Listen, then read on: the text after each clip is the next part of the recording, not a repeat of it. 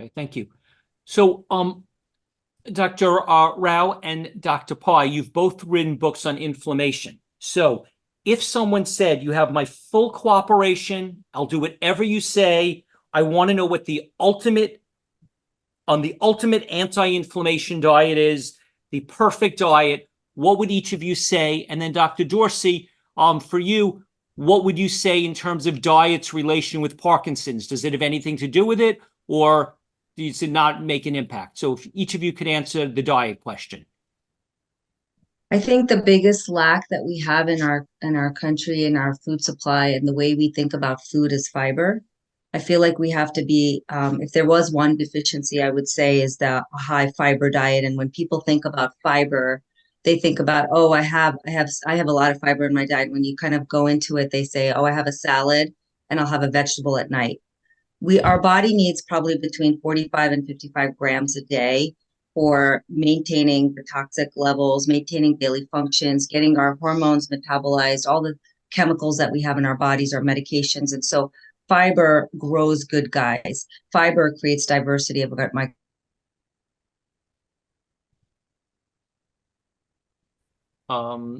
Dr. Rao, your screen froze.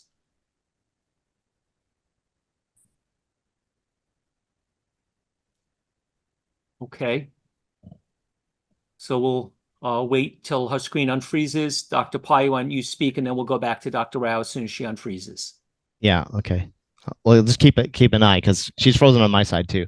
Right. So we're looking at getting a complete anti-inflammatory diet, which would be a plant-based diet. I think she dropped by mistake. So a plant-based diet is anti-inflammatory, lowers all sorts of inflammatory markers like CRP, IL-6, TNF-alpha, high in omega-3s, has no cholesterol, high in antioxidants, has high in phytonutrients, high in fiber, increases microbiome diversity, has no heterocyclic amines, no TMAO, no IGF-1, no G5/6, has plant iron. It decreases insulin resistance. It increases your resting metabolic rate, and it doesn't create any kind of aged glycation end products.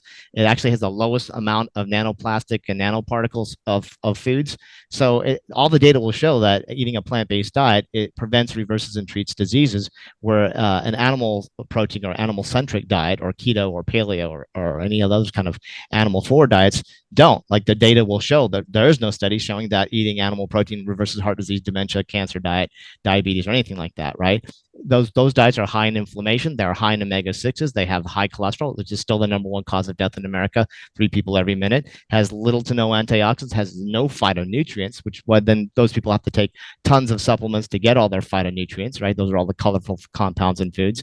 It's high in heterocyclic amines, TMAO, IGF-1. It causes dysbiosis. No matter how much someone might say it's clean or organic, still causes endotoxins and still has dysbiosis in the gut. And that's what we're studying and seeing with the microbiome. And when people restrict carbohydrates and fiber in the diet on a FODMAPs or a keto diet, we now have research and data showing suppression of the healthy bacteria in the microbiome that actually will keep the immune system stronger and allow people to actually enjoy and eat those foods.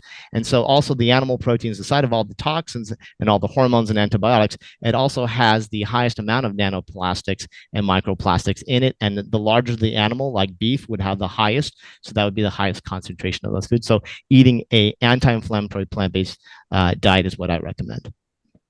Okay. I'm so sorry, guys. Why don't you continue, Dr. Rao, and then we'll.